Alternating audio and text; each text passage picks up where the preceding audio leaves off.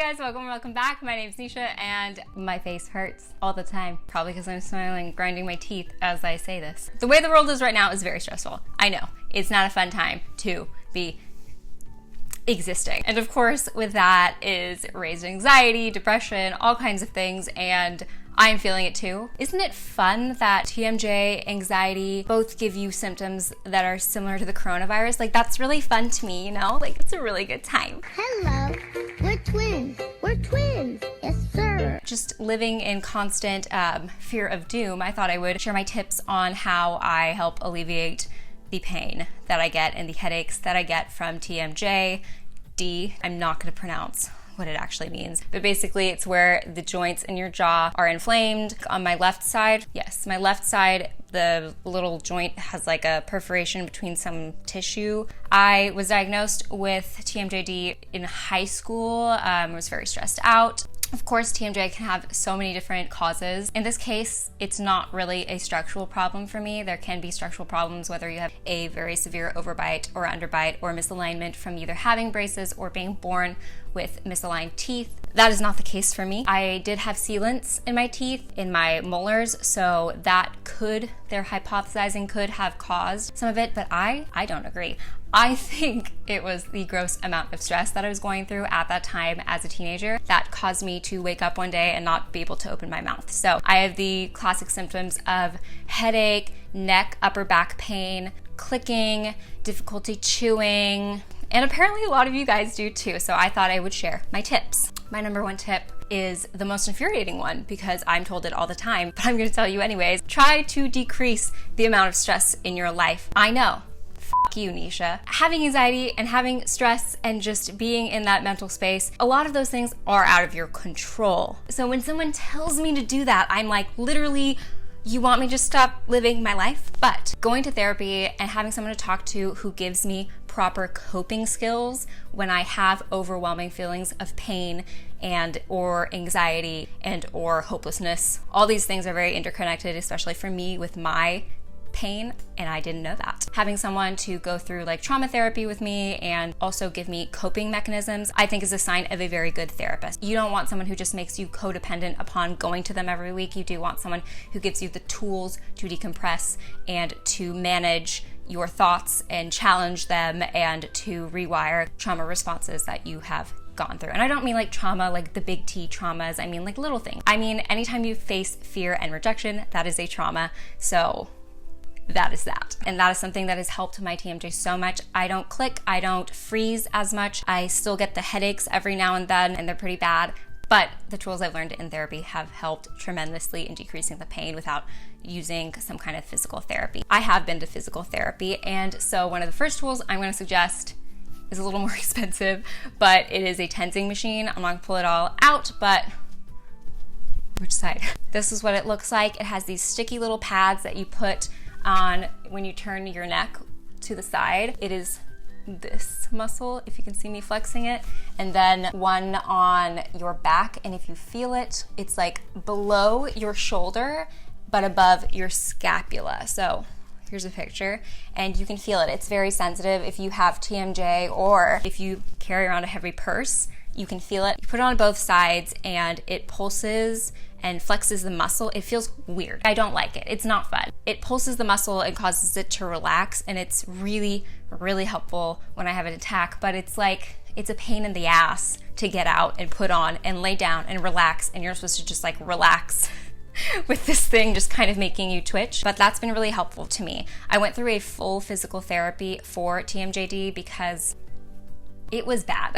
Going to physical therapy helped tremendously in rehabilitating my jaw, and because of that, I am able to like chew and eat properly and swallow properly. I'm still a little bit slow of a chewer because I do have some permanent damage to the joint itself, but I can't afford to keep going back. Besides the tensing machine at the office, the lasers that they used, and the massage techniques, I've learned how to do those at home.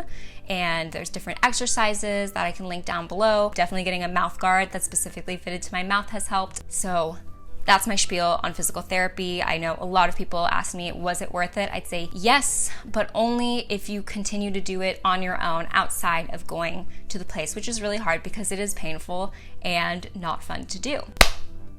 Okay, so massage is something that's super alleviating for me and my pain, especially when I'm getting, like, I just want someone to pinch, that was my hand, not my back, someone to just like pinch these neck muscles on the side. If you want to do a quick check and see if you have a TMJ, pinch these muscles right here, and if they hurt, with you not pinching very hard, it's something you're doing. You're probably either putting too much strain by looking down at your phone, so bring your phone up, or you're grinding or clenching your muscles without even knowing it. So something that I found really helpful is this little baby. This is a Himalayan, well, not this. This is a Himalayan salt ball. Ooh, tight focus. Got a new lens. This is a Himalayan salt ball. If you can see, it's literally just made out of Himalayan salt. To wash it, you can like use a little soap or just run it under water. Why I like it so much over the gua sha or the jade rollers or even the ice roller is that I feel like just because it's spherical, it gets in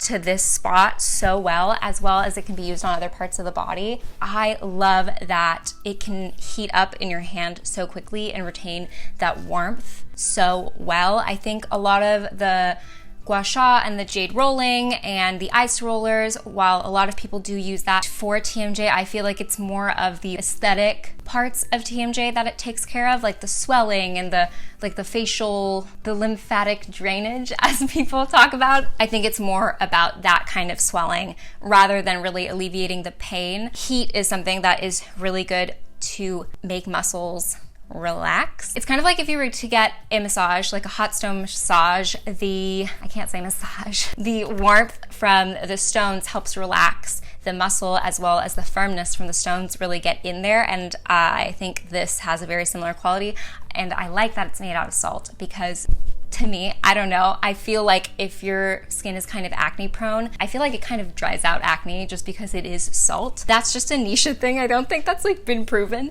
I feel like it does that, and I've never noticed that I break out. So I've noticed a lot of people really, when they do like the jade rolling, when they do the gua sha, when they do the ice rolling, I know people use that, they use it to drain the face and to pull like the lymph out of your face. For TMJ pain relief, like deep pain relief that's going to like relax the muscle, it's more of like a circular motion staying in one place. You want to really focus on like a knot in your face and let it release rather than this like flowy pulling down, pulling up and away from the face. That is the big difference. And when I'm showing on my stories, I noticed a lot of people were surprised because it's totally not what anyone else does, but it's more of like a sports therapy massage where you're going in and you're pressing the muscle so that it releases. I will go in, the parts I feel it the most in is the masseter muscles, which are these muscles right here. You can see that this one's really overdeveloped. If you look at me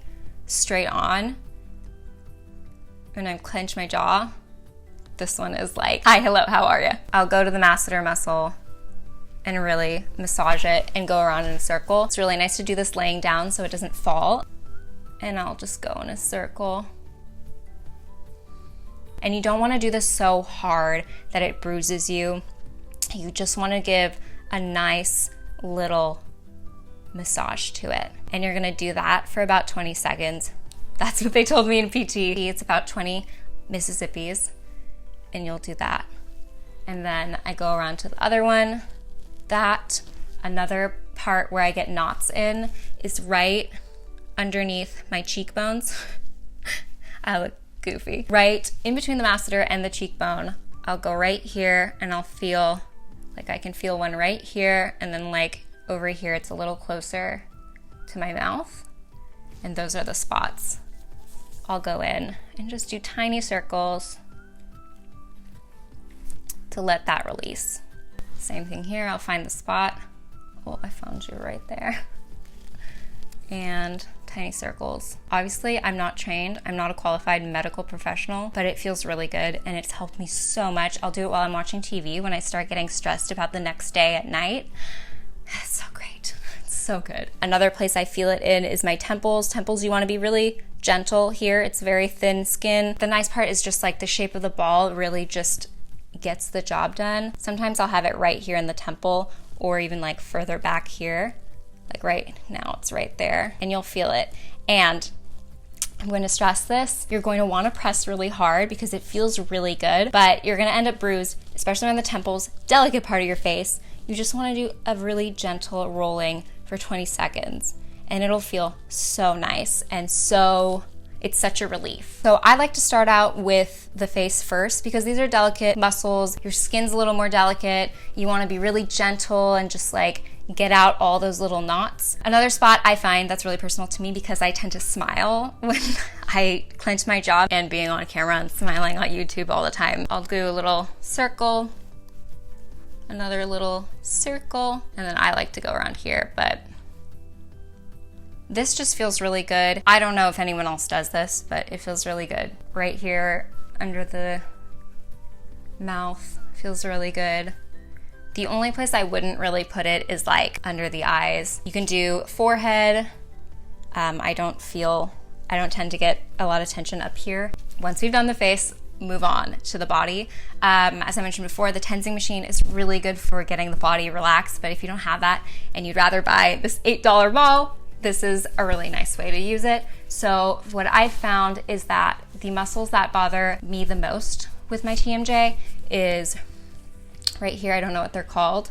When I flex, that one, this little bugger leading up to the neck, and then this one that when you pinch it right here, it smarts. So I will usually do this lying down and just rub back and forth on the spot in a little circle. And you will find an area that it really hurts more than the others. And of course, you can be a little more firm on your body than your face. Do work up, be careful, don't give yourself a bruise, and just slowly increase the pressure. And you will find that point that it hurts the most. And that's where you want to stay and do the circular little rolling motions like that on that spot. So I'll stay and do that for another 20 seconds. Another spot you can do this laying on a yoga mat is to place it on the back. Hello. Place it right here on the back of a shoulder blade. You'll just move it around, find that little spot, and lay down directly on it. And you can kind of like adjust your weight on the yoga mat and the ball and then roll it around. You can do this with like a sports therapy ball or even a softball. That's really helpful. If you're having a headache and you do this, it feels so much better. Of course, drink lots of water afterwards. Whenever you get like a massage or any kind of physical therapy, they stress the importance of drinking a good amount of water after you've done it, because although you may feel some relief, it helps like flush out the lactic acid. This is what I've been told. I have no idea if that's true.